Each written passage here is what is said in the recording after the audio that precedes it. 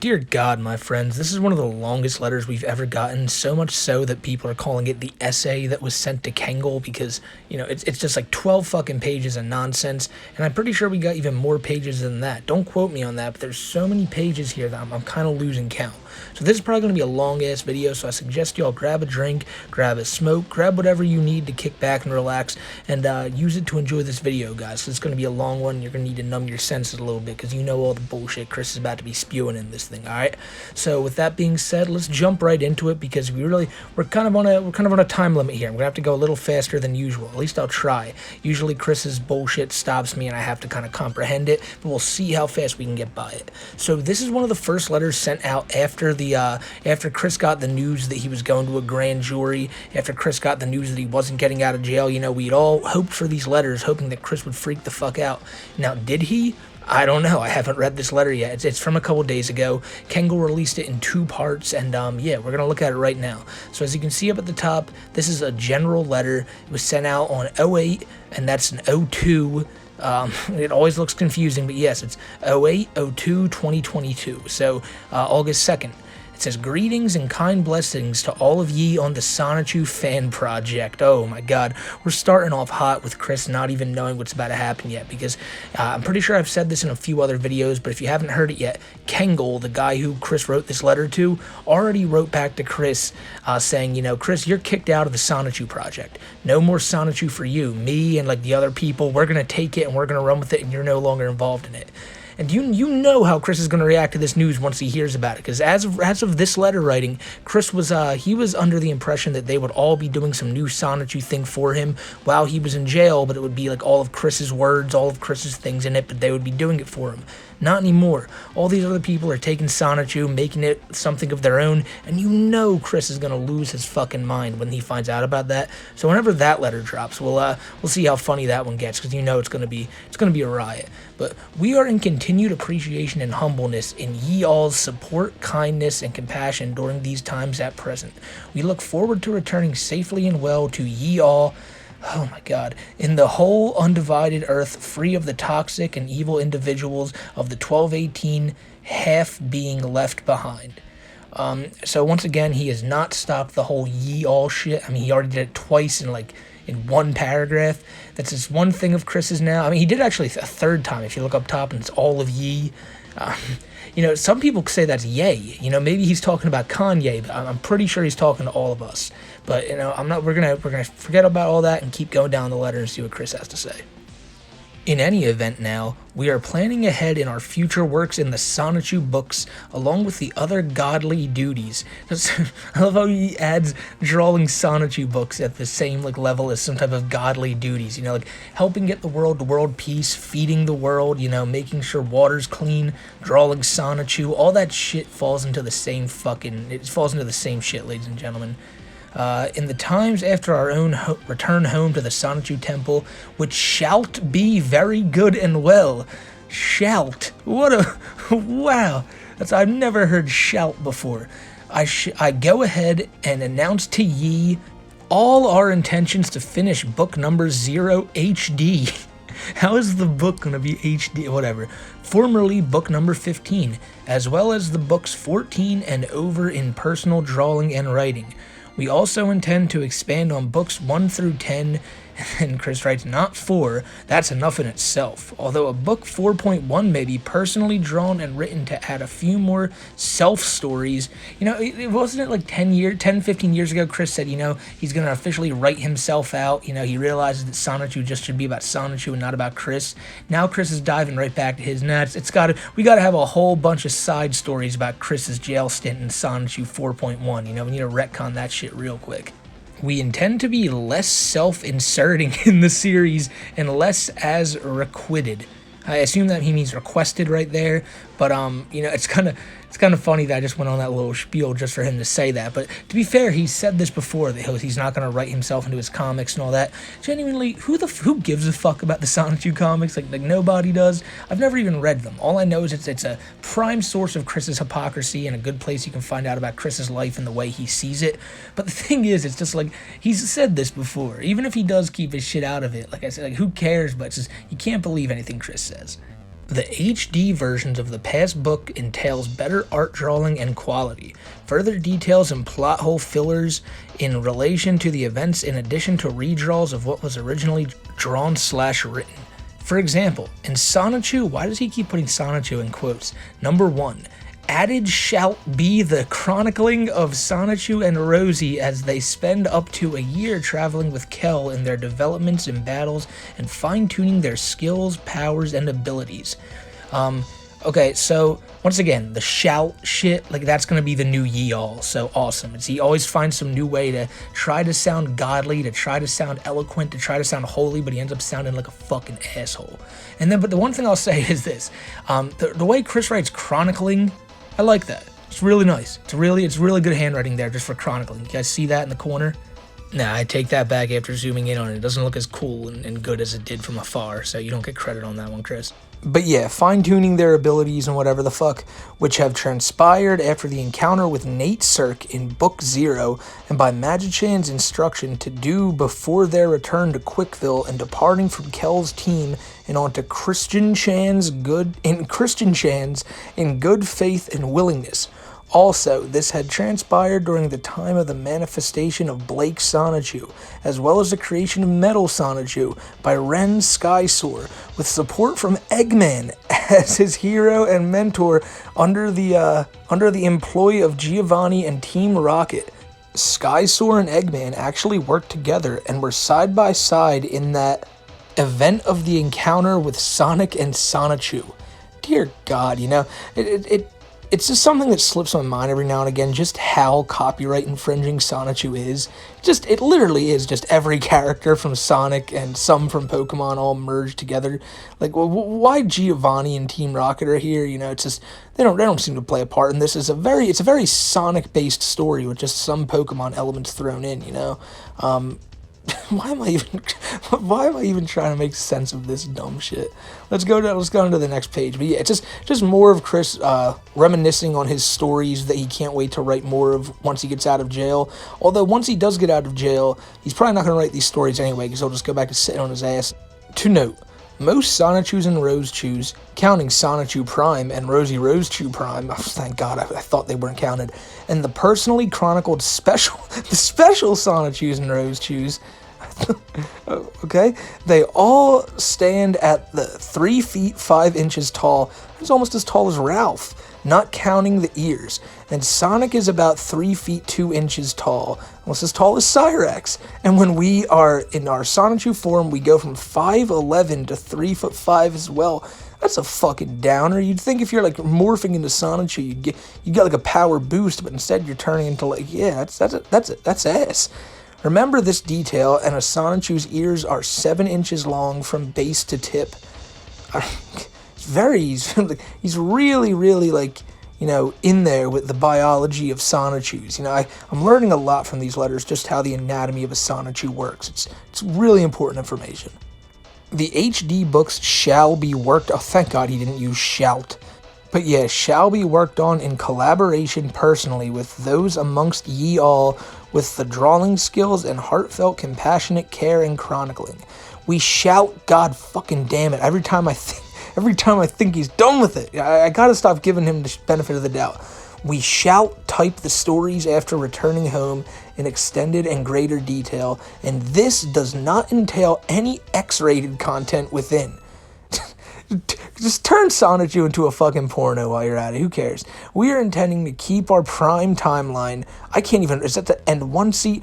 Why are you writing that long fucking number above that in a little line? And so, if you can see this really confusing shit Chris wrote right there. In prime timeline and 1C211987 universe, canon pages at a constant rating of TVY7. And some above with reason and requirement of the chronicling, art, and stories respectively. So basically, if Chris gets mad, it can go all the way up to TVMA and you can draw whatever the fuck you want. But in most cases, when Chris isn't mad, you just gotta keep it TVY7.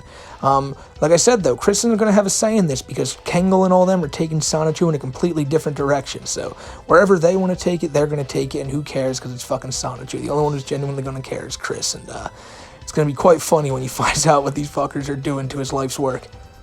once we go to the next page, it says, and from our writings, the best selected artist from among thee shall, God damn it, shall draw the pages for these HD books with some freedoms.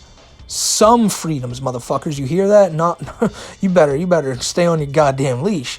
But sticking mainly to that which is written in our hands, as well as direct and telepathic direction and input from our Magichan Sonichu. All of ye shall, you did it back to fucking back, you fucker. Find us to be more kind and forgiving than in others. Misconceptions of us. Good grief to them. We shall work with ye as ye work with us, as thou will. Why would you write like that? Come on. We are kind and fun like Neptune, Goddess Purple Heart, or Uzume, Goddess Orange Heart. And we exercise, no you don't, to maintain that of ourselves in consistent action, even when feeling fatigued. Anyway, everyone involved shall be given credit, and this is a volunteer gig of soul and passion. Any possible payments that can be out of any profit shall be considered genuinely and distributed at early possible times. We shall draw the cover art for each of these updated earlier books personally. So I guess Chris is saying that, yeah, like, he'll be the one drawing the cover for it, you know. Just the shit that most people see, Chris has got to be responsible for. And then, you know, this is, he says, you know, he underlines it. This is a volunteer gig of soul and passion. But he does go on to say that if any profits are there, they shall be considered. They'll be considered and swiftly declined when Chris realizes he can buy some extra Lego or get some extra commissary for that if he's still in jail at the time. But this is all just wishful thinking. This isn't happening now because Chris has been cut from this. So yeah, just what a wacky series of events is going on here. Also, among the future drawn/written books shall be spotlight issues and supplemented stories/details. On that, Wild Sonichu does not have a country bumpkin accent or voice. Any and all animated shows, and Chris crosses out shout something, but any and all animated shows of our personal input and collaborative manifestation shall have personally selected voice actors, but that's later on. So he's saying, like, even from within the jail cell, and if this takes off, you're to ask me who's going to be all the voice actors, which most likely would be Chris himself, probably in an effort to say, well, guys, I gotta leave jail to voice act this really important TV show, so come on, let me the fuck out.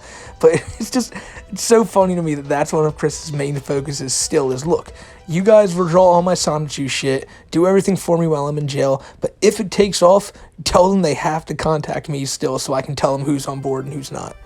Although to state, if we can hire her and more than appropriate, Tara Strong. Oh God, he's still, from within a jail cell, he's still trying to harass Tara Strong. Would be perfect for Bubbles Rosechew. Her voice is slightly deeper than Teenage Bubbles from that episode of the original Powerpuff Girls. Just saying. What? So Bubbles Rosechew is like a knock. I never knew that. That's a knockoff from Powerpuff Girls, you know, Bubble. So I assume there's like a Buttercup and then like the red one. So I don't know, but just, yeah, Chris is very, Tara Strong, you know, I'm pretty sure she would be absolutely, like, just enthralled, absolutely elated to do this project for Chris while he's in jail. With that stated, consider that for yourselves an exercise in thy meditative links with this timeline and this universe 1C-211987C197 of this very earth in contemplating how to redraw/write Sonichu book number 1 to impress us with how they put such great care and love into thy work. Thy other past art shall also be considered. Or whatever the fuck that means. I guess that's just Chris saying, hey, you know, for all your like inputs and all you guys are trying to put into this, it may be considered. It may be considered, but you know, for right now, just do what I say and fuck off with your own shit. As previously stated, if thou chooses to volunteer, the guideline essentially is, if it cannot be shown on daytime Nickelodeon or daytime Cartoon Network, then it does not fly. And heart and soul is key. with the emotions and dialogue and content, and we like continuity. Okay, there is to be no blood shown, nor private parts, which, Chris has done numerous times in this, numerous times. Whether it's just drawings of Megan that weren't even part of Sonichu, or just didn't he fucking press his own, didn't he press his shit down to the fucking, paper and trace it to show, how big his was? Is that just, wasn't that something he genuinely put in his Sonichu books? Is that what he's trying to rid this of? Because he's, realizing now, I did fuck my mom, I did all this terrible shit, but hey, if there's one way I can make up for it, I can clean up Sonichu a little bit. Maybe that's his atonement, but who knows? Also, out of the chaotic combo, only Angelica Rosechew does not have spikes on her back, and she and Punchy Sonichu do not have a tail. Also, for reference, Rosie Rosechew has the spikes on her back. She does not have a tan belly. Her front fur is all diva pink, and she has a pair of yellow stripes, since she was a Raichu, on her back in the similar way as Sonichu's brown stripes. For accurate references, look at the Amiibo figures we have crafted of Sonichu, Rosie, and the others. See, this is what I talk about. Look how much, we're reading pages and pages of Chris's, how specific he is on how he wants his Sonichu shit to be. It's all he can think about. He can write about it all day long and talk about it all day long as it's what he wants. And that's why he's given them all these specifics about, look, you're doing this, I want it this way, I want it that way. Because it's how Chris is always, it's the one thing he's always been able to control, and it's the one thing he, really takes that fucking seriously. And now, as I've said, they're taking this from him. Kangol sent a letter out the other day basically telling Chris, fuck you, we're not going to do this for you anymore, we're moving on with this project without you, without your input, and we're going to do it ourselves. How do you think Chris is going to react if he's willing to go into this much detail about how much he cares about the littlest minute thing? So it's going to be the blue arm shit times 1,000. I can't stress this enough. I don't think Kangol realizes the beast he's about to awaken once Chris gets that letter in jail. Very important. This is not a reboot of absolutely any form, shape, or matter. This is extensive updates and expansions that are long overdue for the past books, as well as a continuation with additional details, chroniclings, and stories that had not yet been touched upon personally, along with the catching up stories and details and present tense events and stories. We can't stress the above paragraph enough. See, once again, Chris, this is so fucking important to him. Chris has said it before. People said, why don't you reboot Sonichu? Start it from scratch, remove yourself from it, do it completely different. Chris said, he'll think about it. 10 years ago to Alec Benson Leary, he said, I'll think about it.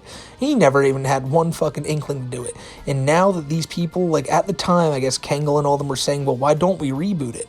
And Chris is like, fuck you, we're not doing that. Absolutely not. All we're gonna do is go back and change all the shit I said that I didn't like and make it stuff that I like right now. What Chris wants to do is go back and retcon everything like he already did.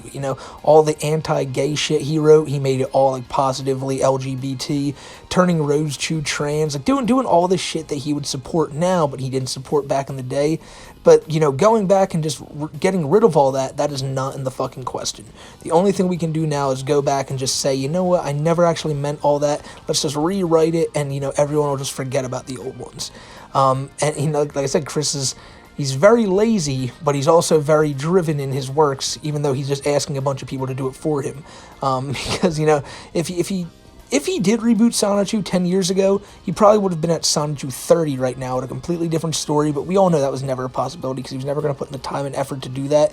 And even now, he's stressing, don't you even think about that shit, because we are just not rebooting Sonichu, not a chance. And after updating the books 1 through 10, we shall greatly consider continuing collaborations with ye all selected and involved in the present and future books or stories within each. We dare state we shall want an Autobot expert with the art for Autobot Sonichu's Spotlight book, and the team in Quickville, as well as likely that for Autobot Chris Chan as well, since on Cybertron she personally worked on Sonichu in upgrades and origin details. We shall write/type all of that out as well. See, this is what I mean. Like, he's even extremely specific on these, like, art books they're gonna draw for his fucking car in the Sonichu world. Sanju, who's also an Autobot, if you didn't know, who I guess could also morph into action, because, like, everything Chris touches is, like, a fucking copyrighted character in his world. But, just, yeah. And also Autobot Chris Chan, too, because you can't take Chris's pretentiousness out of it. There has to be a Chris Chan everything, you know? Chris Chan Sonichu, a Chris Chan version of Chris Chan's own car. Like, what the fuck? He's got to be everywhere. But that's how Chris writes himself. The all-perfect being. Everything's got to be about him. And, like, you know, like, if you read all this, listen to what I'm saying, like, everything has to be his fucking way. Can't be anyone else's way. Has to be the exact way he wants it. And yeah, we'll see how it ends up. To close this letter for now. By the way, we still have like 5 more pages of just this letter alone. So, like, we're not closing anytime soon. We include additional details of Team Rocket and Nadecirc for thy reference. Oh, thank God. I was worrying we weren't going to be able to talk anymore about Nadecirc and Team fucking Rocket. Nadecirc was an infant after losing his parents, Mary and Thomas. Wait a minute. No, here we go. Where does that sound familiar? I swear to God, Randolph, at the age of 5 years old in New Jersey's Gotham City, he takes everything. He became a street smart one and left the city. On his path, some Team Rocket grunts had enlisted and taken to their base in Virginia, south of D.C.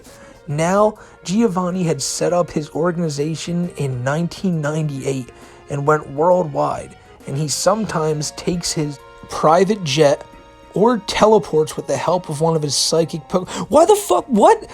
Why wouldn't you just teleport all the time? Like, why would you even take a jet? Like, have you ever flown? Like, I'd imagine if you have a private jet, I'm not even imagining. I know if you have a private, well, I don't know personally, but if you have a private jet, it's 10 times more comfortable than flying commercial, even if you're in first class. But in any event, if I could just snap my fingers and be across the world, I'd much rather do that than sit in some fucking tunnel in the sky for like 5 to 6 hours, even if it's for 1 hour. Like, just no. Like, why does Giovanni waste his fucking time then, Chris? Like, I don't get this. I don't get the way you've written him. Like, I'd always be just like, Alakazam, get the fuck over here. I need to go to China real quick. But yeah, he takes his private jet or like uses Pokemon to get around. You know, there's that whole fucking controversy with Taylor Swift and the Kardashians right now about how much emissions they use. I guess Giovanni really is one evil prick if he's doing all that when he could just be snapping his fingers and going somewhere else, but I digress. Giovanni was impressed with Nadecirc's spunk. Oh God, that might take this video down. And took an innate liking to his youthful, vengeful soul, and he adopted him. This was back in 1998, and Nadecirc was about 10 years old and a rookie at the time. Giovanni and his cohorts almost spoiled him, and they set him up to be a Pokemon trainer. And getting his own team and badges, he set out in 2000. His starter ? Like, so Batman's a fucking Pokemon trainer now? Like, where? I don't get this. I don't. So Nadecirc's backstory is basically Bruce Wayne's, but he got kidnapped by Giovanni. Got it. Enter his rival Kel, as she was starting out too, and R had on the American Pallet Town as past chronicled. What the fuck? For it actually was a small town like Pallet in Virginia, southwest of the city of Quickville, which, by the way, is located in known on 1218 Earth as Pebble Beach, Virginia. Anyway, the reason why her fated starter was the very Pichu that becomes Rosie Rosechew Prime, the Pokemon lab thereabout had the 3 elemental starters, and 2 other new trainers took the grass and water ones, and Nadecirc stole the fire one, and Professor Pine, working with the other professors, including Oak, had recently found and took in the Pichu as he was not feeling well, and nursed him back to recovery. Kel arrives in the Pikachu, and Kel felt mutual soulful vibes, so she started with him. The way Chris says mutual soulful vibes reminds me of the way he described his time with Barb. So you telling me Kel and Pikachu were like I don't know. I'm going too far with this now, but if Kel and Pikachu got down like Chris and Barb got down, then I definitely don't want to read no Sonichu. Kel and Nade Cert crossed paths. The number of times on the journey for badges and development along the U.S. eastern coast states. I can just imagine, like, the Pokemon world just being like, hey, I gotta go up and get my fucking Delaware badge. Then we gotta travel down south anymore and get our South Carolina badge. The way Chris thinks of these things, I don't know if he gets how fucking silly it sounds when you think about it in a bubble. Her badge in Quickville was her 8th badge. Oh, sorry, the Quickville badge is the 8th badge. Of course it is. And the Pokemon League is stationed in D.C. Well, that makes sense. That at least makes a little more sense. I could imagine, like, the Capitol building or something being, like, where you go to fight the Elite Four. In any sense, it's a really... the Pokemon games you get from to and fro pretty easily. Even though it's on the Game Boy, so there are technical limitations. You can't make like a giant town. But I can imagine a 10-year-old kid just having to trek from like fucking Virginia up to Washington D.C., maybe down to fucking Georgia, like just going all over the place just collect these badges. Probably not safe. Some of the territory he's gonna get into, but it's good to see that Nade Cert made it and ended up all right. I mean, for fuck's sake, he is a Wayne at the end of the day. Nade Cert had ditched his fire starter in a trade, fully evolved, for his Raikou. Who the fuck? Like, what? What? Who? Okay, first off, the legendary dogs were a bitch to catch. Like, that whole, like, running around to try to find them was kind of like the legendary birds. And no, it wasn't. I take that back. But, the dogs were hard as fuck to catch. Why... But why would you ever trade a fucking Charizard for a Raikou? Or is he talking about Generation 2 here? Would that be Typhlosion? I don't know. Raikou's a cool Pokemon. It's a cool Pokemon. It's a legendary. Why the fuck would you ever trade a fully evolved starter for it? Just boggles my mind. I'm not following what Nade Cert's doing here, Chris. I don't like this guy. And he managed to snag a shiny Magikarp, level 19, in the Chesapeake Bay. Which he evolved quick to his Shred Gyarados. I guess that's the nickname he gave Gyarados. I'm about to go on a spiel here that a lot of people are probably gonna hate, but I never got the concept of naming Pokemon. I was never a person who gave my Pokemon a nickname. I just let it be like, I caught my Gyarados, that's Gyarados. I caught my Gengar, that's Gengar. I never liked the idea of naming Pokemon. I always thought it was corny. If you disagree, leave it in the comments, but I always just refer to them as the name. Like, oh shit, yeah, that's Bulbasaur. I never, I don't know. So when I see Chris naming his Gyarados Shred, I'm just like, fuck Shred. Shred's a bitch. Anyhow, after getting his Quickville badge in early January 2003, he had earned Giovanni's respect more so than how Silver and Johto had tried to. Nade Cert got promoted with his Team Rocket group and was top tier and high ranked above to be his group's leader. I'll leave y'all with that for inspiration for helping with Nade Cert's Spotlight book stories. But try thy best not to fall into arrogance from that. Yeah, Chris, tell everyone else not to be arrogant after your fucking pages upon pages about your just ridiculously just all this nonsense about your story. just how fucking copyrighted it is. Like I said, everyone knows that Sonichu is a copyright infringing hell. But when he explains it himself, you don't really realize how bad it is until he's saying it. It's just like, holy shit, everything. God damn, there's not one original idea there. I mean, besides the fact that, Gyarados are appearing in the Chesapeake Bay. And, I looked it up. There's like a 20-mile bridge going over the Chesapeake Bay. So, if you're ever on that fucking thing, you might look over and see some Gyaradoses. So, shit, lucky for you. Stay very well in holy light power, everyone, with strong faith and fortitude. Our eventual return to the Sonichu Temple is foreseen, prophesied, and foreknown, yet the exact day and hour specifically remains consciously unknown to all. Where we physically sit may seem dark. We keep in faith despite some despair. We shall be returned to the light of thy compassion and be together in greater immortality, alive stead, as our light inspires and enlightens us further. Chris Mandela over here is really trying to make himself sound like some fucking, like you need to get him out of jail here, guys. We continue to pray for and bring the better lives with improved health, extended lifetime, endurance, fortitude, divine protection, and divine blessings, and neo-spirituality, and greatest enlightenments living and coexisting the individuals and characters ye had viewed as cartoon and quote-unquote fictional. We all are as real, alive, and physically existent as ye all art. Art's the next one. We are excited to be free, and with ye all something again. It is very good. Be safe and well, and yada yada yada. Miss Jesus, Christian, whatever the fuck.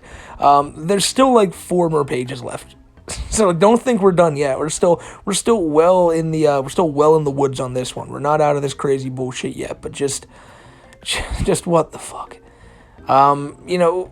Just a bunch of random shit, neo-spirituality, Chris's divine blessings, his divine protection, coexisting, yada, yada, yada. Then at the end, him shaming everyone for thinking that cartoons and fictional characters aren't real, shame on all of you.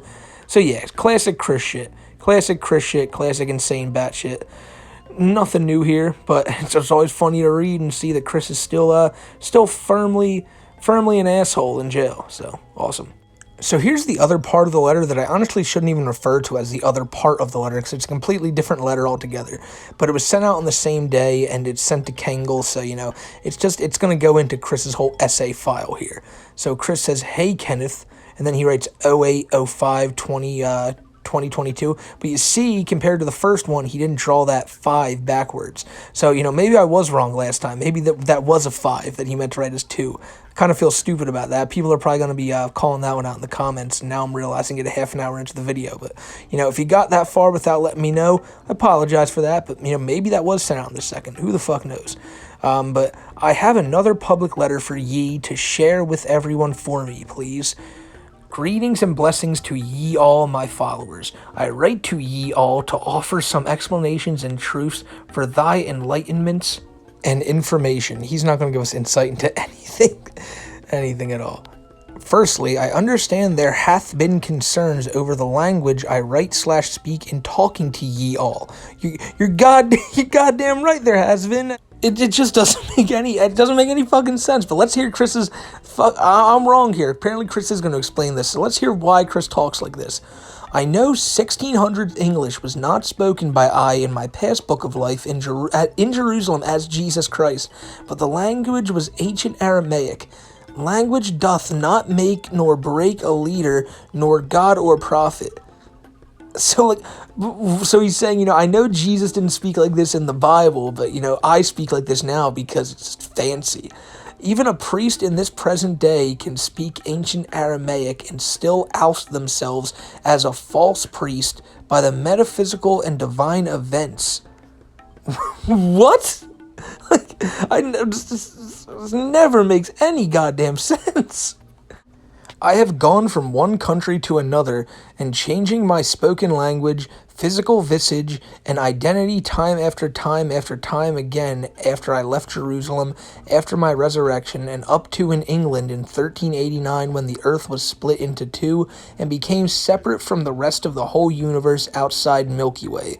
And then I went forward through the February 2003 Chaos Rainbow back in time and interdimensionally from C197 Earth, half to 1218 Earth, half from my second ever reincarnation into this life, consciously forgotten my existence past and worked on authentic unconsciousness, premonitions, visions, and seer insights to progress actively or innately as I did.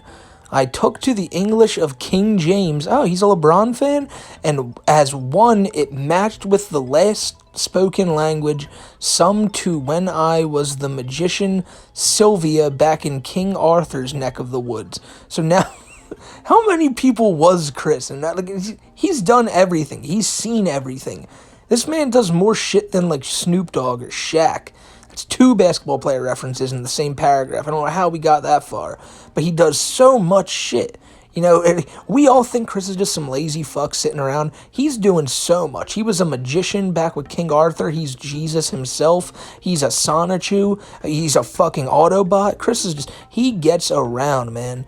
To get thy woke and attentive to the truths and facts I was informing ye all of, but if you insist, I'll revert to my modern English tongue, but the truth is still valid, just and wholly divinely so. I don't give a fuck, Chris, just thank you, that's all I gotta say, thank you for reverting to your English tongue. I have had the awakenings, enlightenments, revelations, and so on, with heavens... God spelled heavens wrong, by the way. With heavens and universe cores, same light shining down upon I and my body and aura. So I did and still speak true when I tell you all I am the one avatar, Jesus Christ reincarnated, your Lord, Messiah, Savior, and God.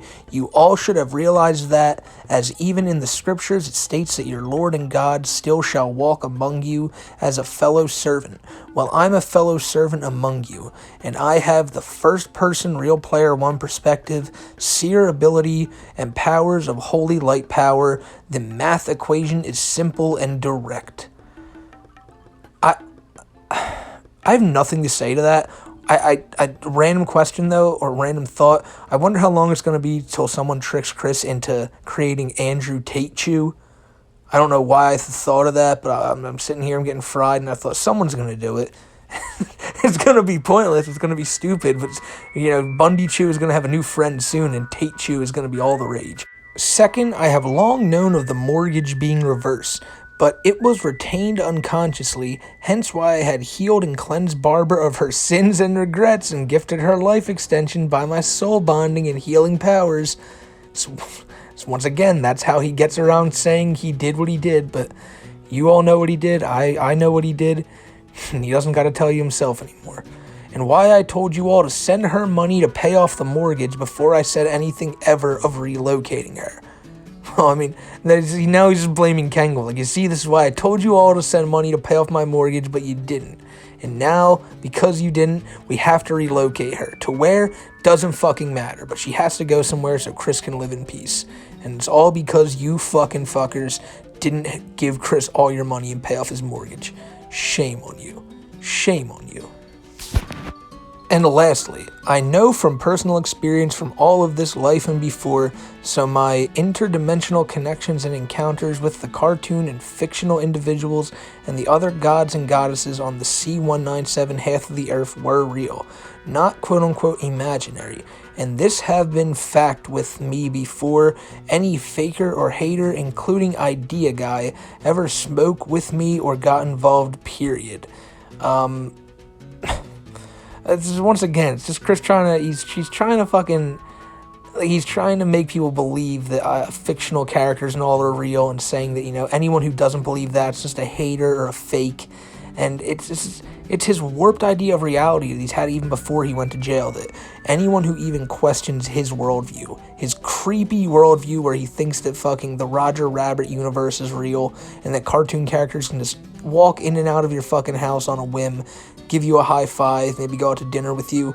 If you don't believe that shit, you're the hater, you're the fake. And this is something Chris has said numerous times to numerous people, most notably in the Alec Benson Leary call, but it's still one of the things where every time you hear it, you just go, wow, like, there really are people out there like this, and maybe Chris is one of, like, the main ones, the one that gets all the spotlight, but it's just, oh God, it's just, imagine, like, truly thinking like that. It's gotta be a very, very cruel reality to have to deal with, not knowing, like, what reality really is. It's, I don't know, maybe it's what's it called, a peaceful ignorance, a blissful ignorance, that you just sit there not knowing how crazy you look to the outside world.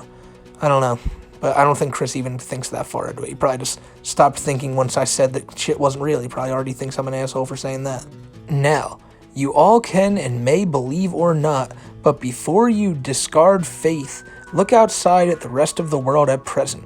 A lot of these events I have foreknown and foretold, and here's an obvious one from Sonichu Book 10, the quote-unquote gay vaccine, of which I do regret chronicling in such a way, but a certain monkeypox, oh my God, no way, who wrote, he's gonna do it, has been infecting mostly gay men in recent weeks. I'm giving it 50-50 chance that I'm gonna have to like edit this whole part out because YouTube is just not gonna fuck with this. But would you not want to go back in time with the vaccine to prevent this pox from men in general, ? So once again, it's another thing just like Russia and Ukraine and all that shit that Chris is saying, look, I predicted this shit, guys. Like, just, I don't know. He's so out there, man. He doesn't even know what he's saying. And don't blame the heat. I'm blaming the heat for everything. Fuck Jimmy Butler. That's a lot of basketball references in one video. Blame the solar flares and solar storms. Every 11 years they have been flipping axis and exposing the toxic and evil individuals by triggering everyone's minds and making even a neurotypical hypersensitive and sudden seers. Okay, look at the events in 2011, 2000, and 1989. Those are all 11 years apart. I guess there's something there with that. And so on, and compare it with this year. Because it's been 11 years since 2011. I see you there, Chris. I have been further awakened in part by this. 11 years going by, and my powers from my body have become manifested more so and stronger. Well, that's good to know. Like you would think being in jail would make Chris weaker, but no, he's pumping the iron in there. Like it was a joke when Chris first went in about, how funny would it be if Chris left ripped, but if Chris really sets his mind to it, he can get out of there with a much stronger body, manifest that shit, whatever he does like yoga or whatever the fuck he thinks he does in his mind, and Chris could come out of there like a brick shithouse. So you know what, Chris? If you have like 11 years, maybe if you get out in like 2033, maybe you can get out all ripped and fuck these trolls up yourselves. But I don't know. I don't know where I'm going with this. I'm just kind of high and kind of confused about Chris's ramblings here, like usual. For now, I tell you all to meditate on that. Just what a closing statement. Just telling all you, like, let me tell you all some fucking facts. Let me drop some shit on you right now. And then once he says it, I want y'all to meditate on that. Whew, Chris, you gotta respect the type of flow Chris is dropping here. But sincerely, Miss, Christine Weston Chandler, Sonichu, yada yada yada. But that's not the end of the letter. Again, like he writes his fucking initials, or not initials. He writes his signature, but it's not even the end of it. I don't know why he keeps doing this. Postscript.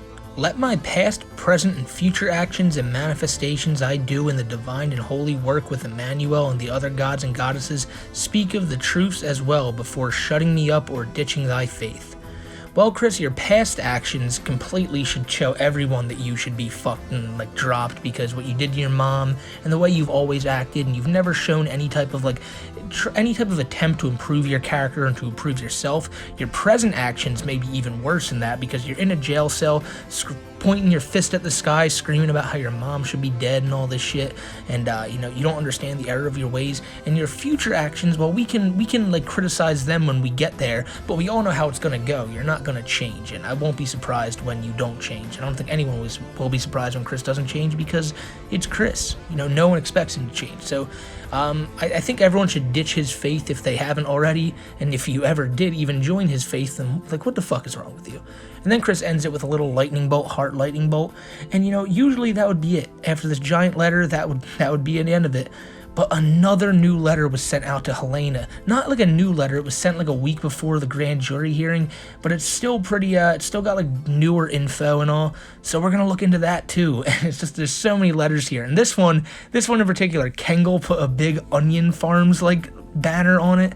So it's kind of funny to see him trying to trying to promote his shit on it. It doesn't really promote any website, it just makes the letter harder to read. So Kengel, you're fucking up here. But who cares? It's just these, I don't know. Let's get to the new letter. So this one was actually sent to Helena, which is more confusing as to why Kengel threw the Onion Farms thing on it. Wasn't sent to him. But on top it says, do not share this letter with the online public. So it was one of these ones that Chris did not want out there. Chris says to Helena, we haven't heard from ye in quite a while. We pray thou art safe, healthy, and well in continued good stead. We just received Redacted's latest letter. Gotta conserve at this point. We'll answer Redacted's question, and thou may relay this to him. Either Eels and Eggman, Kengel, or that Caden person. I'm gonna put my money on that Caden person because I don't feel like they'd redact out Eels and Kengel's names, so we're just gonna assume it's them. But Helena, we are looking toward to thy next letter and appreciate ye. Chris seems pretty desperate to get back in touch with Helena because Helena's apparently stopped writing Chris. And you can only assume that's because Helena's the last female Chris has in his life, and he does not want to lose that shit, you know? A million Kangol letters don't equate to one female's letter, no matter who she is or what she does. If you are a female, your input and your like conversation means the world to Chris. So that's why I assume he's a little hurt from not hearing from Helena. But, you know, Helena's another one of these people who's decided that Chris is out of the whole Sonichu picture, so once he finds out that she's involved in that, he probably ain't going to want to hear anything this bitch got to say. We are not allowed to discuss specific case details with the public. And he redacted something in front. Maybe that's that person's name, who knows. We have never had directly stated she had moved out. It was a foreknown prophetic detail / possibility, but last checked, our healing and cleansing powers hath worked better than foreknown, otherwise she'd be dead by now. The preliminary hearing has been waived. Like, once again, this is Chris just saying, you know, if he didn't do what he did to Barb, she'd already be dead. So, like, you know, what a weird way to look at that. And then he says here that he doesn't actually know if Barb's out of the house or not. He's just guessing that shit. That's basically what he's saying, because what he's really saying is, oh, I don't foreknow this. It's not in my future's just so foggy right now. He's just basically saying, I guessed it. She probably is still there, but who the fuck knows? I sure as hell don't know because I haven't talked to her. So that's really what Chris is going off of here. And when Chris talks about the preliminary hearing being waived, I assume that's him talking about that, finding out that he's going to a grand jury and all that shit, because this was only a few days after the court hearing had been done. And so, I mean, Chris just sees it as being waived. We don't know what's happening still with this whole hearing, so we'll find out more when that comes out, so I'm not going to get too into that. We never stated hatred towards Null. I mean, calling him a Judas and saying that he's like a toxic and that he failed every test. I mean, Chris had some pretty harsh words about Null, but I assume he's trying to walk it back now because he realizes if there's going to be anyone who still has a chance to maybe support him, it's going to be Null, even though I think everyone knows Null is well and good dropped Chris after all the bullshit that happened with his mom. But the way Chris sees it as, he's just trying to think of people who still might put a wing out for him to let Chris chill under, but I don't think Null's that person. But we are not fond of him. Null did the same as Judas and followed his script. He was to betray anyhow. Otherwise, we would not have had our reawakening and revelations along with the other manifestations happening right now and over the past year. There was absolutely no quote-unquote impressing anyone, and we were not gaining anything other than confirmation of events and following the divine plan. These tests were to confirm the eventual who would mainly betray. Dylan was tested as well with the lie, for Taylor was still determining whether or not to stay with him due to his revealed off and on abuse of her. Oh man, the Dylan Thomas dirt is coming out now, wow. Given he would rat us out, he would partially do the same to her. How much does Chris know about that dude's relationship and shit? Like, what the fuck? I don't know their whole thing, but yeah, Dylan's a betrayer for the ship. This is really what Chris is talking about in this part of the letter. He wasn't trying to impress anyone when he talked about doing what he did to his mom, even though, really sounded like he was trying to, act like he was a hard ass for doing that. But nonetheless, he's saying that, remember, these were just divine tests. There was nothing serious here. All it was a test to see who would try to rat on Chris, because that's what matters at the end of the day, if you're loyal to Chris or not. Not what Chris does in his spare time. Don't fucking worry about that, guys. Final chance of redemption awaits the three of them. I assume that being Bella, Null, and Dylan. But it is likely that they will be thrown into the bottomless pit and lake of lava and brimstone along with Russia, the present-day Babylon, Putin, and Trump in all that left behind work. So, every Russian, the millions of the Russians are all getting thrown into that fire and brimstone lake, according to Chris. Why? Because Putin's such a bad guy, they're all bad by comparison. And even though Chris lived in Trump's America, I guess that doesn't make him bad by comparison, because it's just classic Chris stuff, ladies and gentlemen. Rules for thee, but not for me. Should there be a trial? Yes, this will be a chance to stand up to the past injustices on divine grounds. Yet we ask ye, Was there a trial upon we, thy Lord and fellow servant God prophesied on to either Malachi or Revelation? What? What the fuck does that mean? I know I probably read that wrong, but still, that makes no what? But basically what he's saying there is if there's a trial, everyone, all these people, Null, Bella, you all better show up at the courthouse and say you were lying. Basically, like I said before, he tries to blackmail people with damnation. Basically saying, if you don't come up here and fucking say this shit, I'm going to make sure you swim in that pit of lava, motherfucker. Like, that's what Chris is saying here. He has no way of having control over anybody or anything, but he still tries to find any way in his mind that he can have that control. And the way he does that is by acting like he's God and acting like he can just smite people down. So he says that, all these people most likely will be thrown into the bottomless pit, but should there be a trial, yeah, this will be your chance to stand up to this misinjustice, because if you're not, you're going in that bottomless pit. So it's like I said, Chris, he's just trying to blackmail them with his God shit. He I don't know. It's classic Chris shit, acting like he still is in charge of everything, even though he doesn't have any leverage in any situation. The false Mr. C's letters hath never been read, and were torn into bits and flushed down the toilet, every last scrap. I don't know what that's in reference to. I think it's because someone wrote him pretending he was Bob Chandler. So I guess the second Chris saying he saw it, he just ripped it up and threw it in the trash. Even though Chris, he probably read it first and then got offended by all the fucking fat jokes and whatever this person wrote him, and then decided to rip it up and say, nope, I never read it. Then Chris says, contact Caden through the Etsy store, if he has not contacted Helena yet, and some answer for thy friend's commission requests. So this Caden person, the person Chris is trying to get to, contact Barb, the person who Chris is trying to get all his shit through is the person who's running the Etsy store. I guess we had to know that because we knew the Prater, that group, was the one running Chris's Etsy shit. But yeah, I guess that's how Chris is telling people to get involved with that Caden dude. Still not sure on who he is, but I guess he's just the Etsy guy, so probably not that important, but who knows. With Caden help relay the Kickstarter page he started. He's involved with the Sonichu fan project page as well. Be safe and well, both of ye. Mrs. Jesus Christine Chan Sonichu. The fuck? He's always on some other shit, Chris. But, in closing, these letters were really just Chris talking about what he wants to do with his future Sonichu plans, which are not going to happen now because all of his confidants have decided to turn their back on him. And, it's just more of Chris's Jesus shit, more shit you expect to hear in these letters, but this is a really long one, a lot, and you can kind of see how Chris just will go on and on and on with this shit, and he can't help himself, he just really can't. It's sad, but at the same time, you're always going to be able to get a kick out of it, because it's just more of Chris's insane ramblings, and, this, I hope y'all enjoyed it, because I got pretty goddamn tired of reading it by the very end, but for the most part, I enjoyed reading it too, so, if you're getting a laugh out of it, can't be that bad.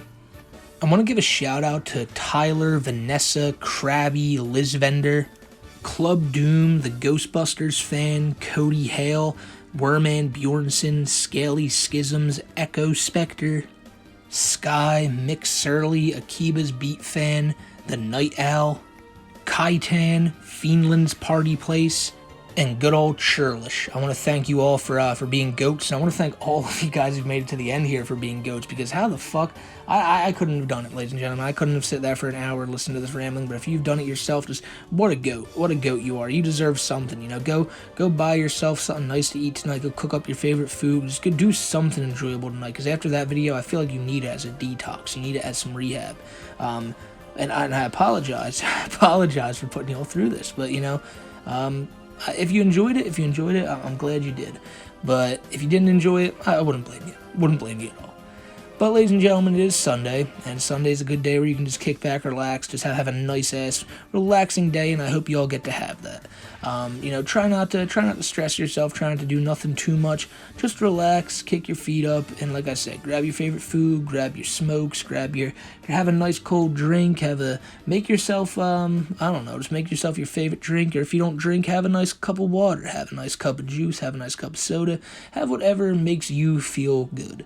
I said said it a few weeks ago in a video, the one thing I always find in life of what you got to do is you got to make sure that you have something to look forward to. So look forward to next weekend, look forward to a vacation you have coming up, look forward to something fun, a game coming out, a sports game about to happen, you know, a UFC card coming out. No matter what it is, make sure you have something to look forward to, because that's what makes life worth living, my friends. And if you're Christian, you can look forward to getting out again and again and again and again. And once that day comes, it's just going to go right back to square one. So let's all thank God that we can look forward to not being Christian. That's one thing to be happy for. So, yeah, that's that. So I'm going to get out of here. I'll catch you on the next one. I hope it's not as long as this one, but we'll see. We'll fucking see. But, yeah, take care, guys. Be safe. And I'm out of here.